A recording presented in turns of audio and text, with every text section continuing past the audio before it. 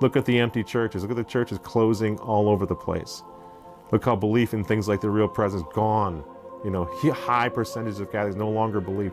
High percentages of Catholics using contraception. High percentages of Catholics simply leaving the church. It worked.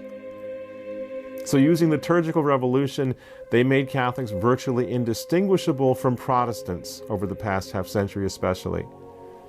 You know what? So enough with the priest-sex abuse crisis. Of course, that was inevitable. That's at the end of the thing. That's the tail end of the problem.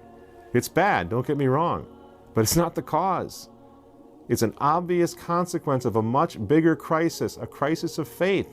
But the fact that we now see this, that the priesthood has become a gay profession, should lead us to ask bigger questions, more important questions. What happened? How did the church that built Western civilization fall to this subterranean, stinking sewer? What happened? You need to ask yourself this. How did this happen? How did they do this? Have I been deceived to the point where I can't even see it anymore? I don't even know what it means to be Catholic. I don't even know what Catholic liturgy is supposed to look like. I don't know the difference between a Catholic Mass and a Protestant liturgy. They all seem pretty good. If that's happening to you, if that's how you look at it, you've been brainwashed. Don't feel bad. This isn't personal. They've tried to do it to us all. We're all affected by this. And now it's time to climb back out, find out what happened, and fix it, at least in ourselves. Because if you're going to survive what's to come, and it's a nightmare that's coming, believe me, I think we all know that. If you're going to survive what's to come, you must understand what's happened already. And you must be able to ask the relevant questions, even of yourself. And people don't like to do that. Well, I've had it right. I saw it from the beginning. I couldn't have gotten this wrong. Everyone got it wrong. Millions of Catholics have left the church because they were deceived. It would be myopic to think there's no way in hell that we could have been deceived to some extent. 60 years ago, there was a Catholic church in nearly every town in America. There were hundreds of thousands of Catholic priests, hundreds of thousands of religious. And what's happened? Catholic priests, they had more vocations than they knew what to do with back in those years. And guess what? The kids were fine. The little kids were not threatened by priests. Not only back in the 1940s and 30s and 20s, but for 1,000 years before. No abuse was going on of little kids at the hands of priests. For 1,000 years, for 2,000 years, priests were celibate, and this wasn't happening. So what happened? What happened to change all this? Something happened, right? Something huge, something specific.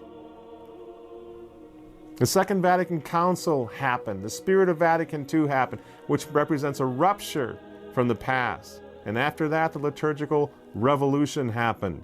The old Latin Mass was taken out. The old sanctuaries, the old communion rails, the old altars, the old priesthood, the old Catholic Mass. That's key to your understanding of what happened to your church, what happened to your kids, what happened to your neighbors, why nobody's Catholic anymore. Key to understanding that mystery is understanding what they did to the Catholic Mass. Because the one thing that set Catholics apart from every other religion on earth is, of course, the holy sacrifice of the Mass. When's the last time your priest used the word sacrifice, right? They don't even pretend anymore. It's the Lord's meal. It's the meal for the community, or whatever. Not sacrifice, that's medieval.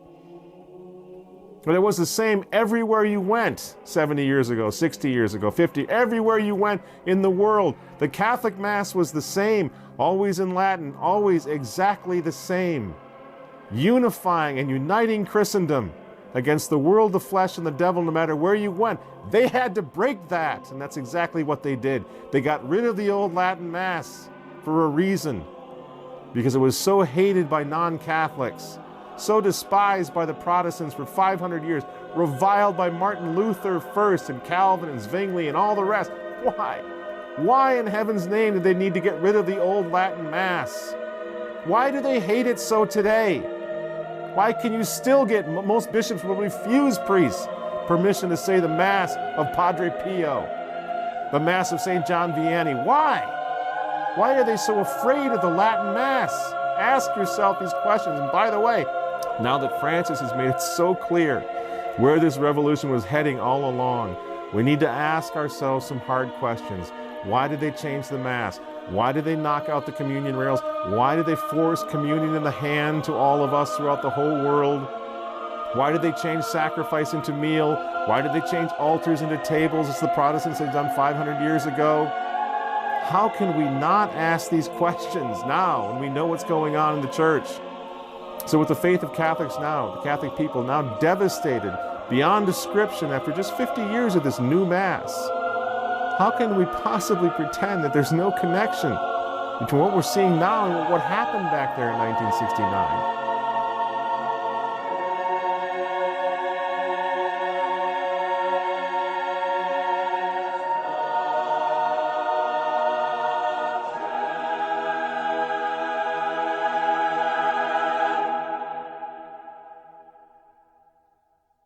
And you wonder why these modernists now are abusing little kids, when for 50, 100 years they oversaw the liturgical abuse of God Himself, when they wrecked the venerable Roman Rite, the Mass of our fathers, the Mass of the Cristeros, the Mass of the Crusaders, the Mass of the Vendeans. They wrecked it.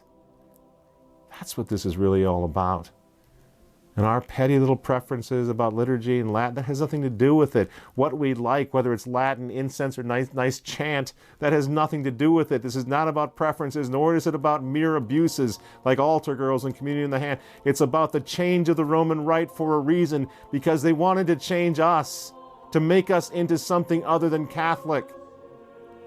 The destruction of the Catholic Mass was all about that. It was all about a one-world religion.